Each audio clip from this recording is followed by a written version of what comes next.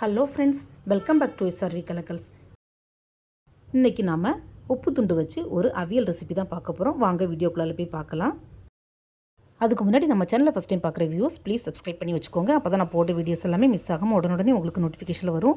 நிறைய ஃப்ரெண்ட்ஸ் இன்னும் நம்ம சேனலை சப்ஸ்கிரைப் பண்ணாமலே பார்த்துட்டு இருக்கிறீங்க. ஸோ ப்ளீஸ் சப்ஸ்கிரைப் பண்ணிவிட்டு பாருங்கள். ஆக்சுவலாக இந்த காஞ்ச மீனை கருவாடு, உப்பு துண்டு, உப்பு கண்டம் நிறைய பேரில் நம்ம சொல்லுவோம். நாங்கள் நாகர்கோவில் சைடில் உப்பு துண்டுன்னு சொல்லுவோம். நான் ஊர்லேருந்து வரும்போது மும்பைக்கு இது அம்மா வாங்கி கொடுத்து விட்டாங்க. கடையில் இந்த உப்பு துண்டு வாங்கும்போதே நல்ல வெயிலில் காய வச்சு கொஞ்சம் மஞ்சள்தூளும் உப்புத்தூளும் சேர்த்து மிக்ஸ் பண்ணி தான் வச்சுருக்குறாங்க. இந்த உப்பு துண்டு மட்டும் இல்லை, நான் நெத்திலி கருவாடும் கொஞ்சம் ஊர்லேருந்து எடுத்துகிட்டு வந்தேன். நாங்கள் நாகர்கோவிலில் உப்பு துண்டு அவியல் எப்படி பண்ணுவோன்னு தான் நான் உங்கள்கிட்ட ஷேர் பண்ணியிருக்கிறேன். நார்மலாகவே கருவாட்டில் உப்பு கொஞ்சம் ஜாஸ்தியாகவே போட்டிருப்பாங்க. அதுலேயும் இந்த உப்பு துண்டத்தில் உப்பு எக்கச்சக்கமாக போட்டிருப்பாங்க. ஸோ நம்ம குழம்பு அவியல் பண்ணும்போது உப்பு கொஞ்சம் பார்த்து தான் ஆட் பண்ணணும். நான் ஊர்லேருந்து கொண்டு வந்த உப்பு துண்டில் பாதியை அவியல் பண்ண போகிறேன், பாதியை குழம்பு வைக்கிறேன். அந்த வீடியோவை அப்புறமா அப்லோட் பண்ணுறேன். என்னுடைய சேனலில் போய் செக் பண்ணிக்கோங்க ஃப்ரெண்ட்ஸ். சில துண்டு பார்த்திங்கன்னா கொஞ்சம் பெருசாக இருக்குது. ஸோ அதை மட்டும் ரெண்டாக கட் பண்ணி போட்டிருக்கிறேன். இப்போ இந்த துண்டை தண்ணி ஊற்றி கொஞ்சம் ஊற வைக்கணும். நார்மலாக பச்சை தண்ணி ஊற்றி ஊற வைக்கிறதுக்கு பதிலாக கொஞ்சம், அதாவது கை பொறுக்கிற சூடு உள்ள மாதிரி சுடு தண்ணியில் ஊற வச்சா சீக்கிரமாகவே ஊறிடும். அது மட்டும் இல்லை, அதில் உப்பும் கொஞ்சம் நமக்கு இறங்கிடும். துண்டு மீனால் சீக்கிரமாக ஊறிடும். நெத்திலி கருவாடு, மத்தி மீன் கருவாடுனா கொஞ்சம் டைம் ஆகும் ஊறுறதுக்கு. நான் ஒரு 1/2 hour தான் ஊற வச்சுருந்தேன். ஸோ இப்போ நல்லா ஊறிட்டு இதுக்கப்புறமா நல்ல தண்ணி ஊற்றி நல்லா வாஷ் பண்ணி எடுத்துக்கலாம். கழுவுன இந்த கருவாடை ஓரமாக வச்சுட்டு இதுக்கு ஒரு தேங்காய் மசாலா அரைச்சி எடுத்துக்கலாம். ஒரு மிக்சி ஜாரில் கொஞ்சமாக துருவின வெள்ளை தேங்காய், 2 to 3 சின்ன வெங்காயம், ஒரே ஒரு மிளகா வத்தல், காரம் உங்கள் தேவைக்கு தக்கன ஆட் பண்ணிக்கோங்க ஃப்ரெண்ட்ஸ். கொஞ்சமாக சீரகம், கொஞ்சமாக பெப்பர், அதுக்கப்புறம் கொஞ்சமாக மஞ்சள் தூள் சேர்த்து நல்லா கொரகொரப்பாக அரைச்சி எடுத்துக்கலாம். தண்ணி எதுவும் சேர்க்க வேண்டாம்.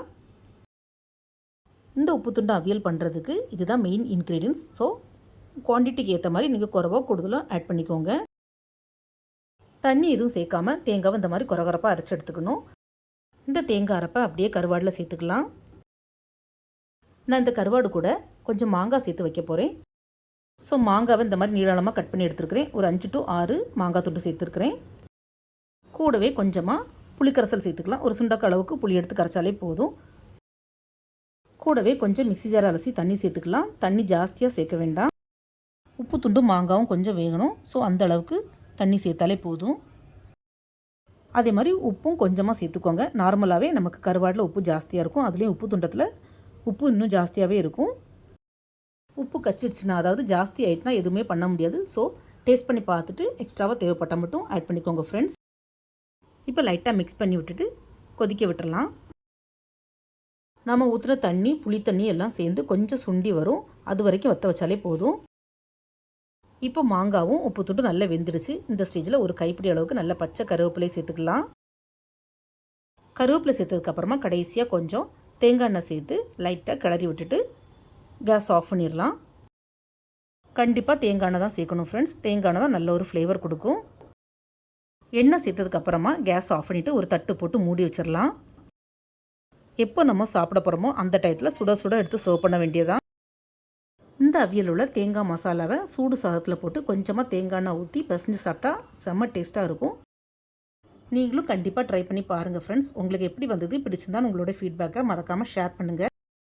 இதே மாதிரி இன்ட்ரெஸ்டான, யூனிக்கான, ஈஸியான நாகர்கோவில் ரெசிபீஸ்க்கு SRV கலக்கல்ஸை சப்ஸ்கிரைப் பண்ணி வச்சுக்கோங்க. இந்த வீடியோ பிடிச்சிருந்தால் மறக்காமல் SRV கலக்கல்ஸை லைக், ஷேர் அண்ட் சப்ஸ்கிரைப் பண்ணுங்கள். தேங்க்ஸ் ஃபார் வாட்சிங். See you soon in the next video. Bye.